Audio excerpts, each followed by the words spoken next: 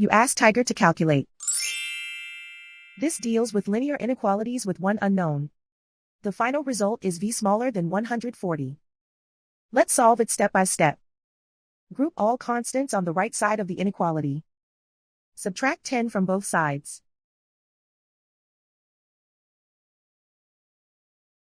Simplify the arithmetic.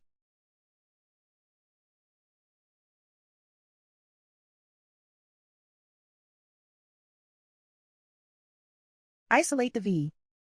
Multiply both sides by 5.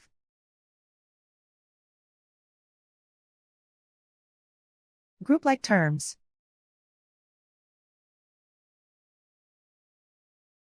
Multiply the coefficients.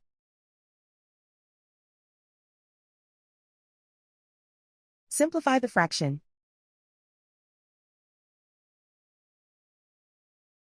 Simplify the arithmetic.